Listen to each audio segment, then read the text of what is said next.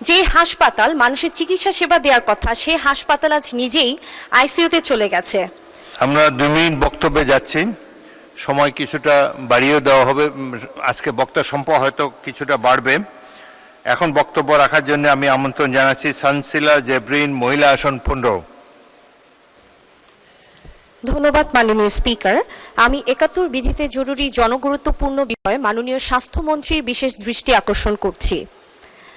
আজ আমি সীমান্ত কন্যা শেরপুর জেলার প্রায় 17 লক্ষ মানুষের একমাত্র ভরসাস্থল শেরপুর সদর হাসপাতালের করুণ বাস্তবতার চিত্র তুলে ধরতে দাঁড়িয়েছি এই মহান জাতীয় সংসদে। যে হাসপাতাল মানুষের চিকিৎসা সেবা দেওয়ার কথা সে হাসপাতাল আজ নিজেই আইসিইউতে চলে গেছে।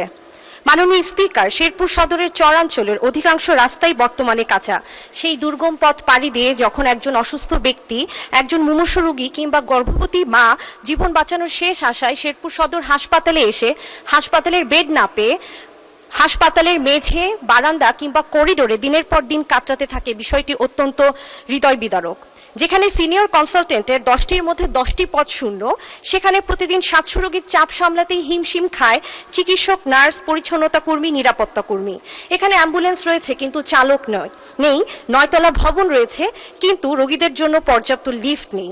করোনাকালীন সময় শেরপুর সদর হাসপাতালে প্রায় 11 কোটি টাকা ব্যয়ে একটি আইসিইউ সিসিইউ ইউনিট নির্মাণ করা হয়েছিল, কিন্তু প্রয়োজনীয় জনবলের অভাবে বর্তমান শেরপুর সদর হাসপাতালের এই ইউনিটগুলো অকেজো হয়ে পড়ে আছে। দীর্ঘদিন তালাবদ্ধ থাকায় ইউনিটটি এখন মাদক সেবীদের আড্ডাখানায় পরিণত হয়েছে।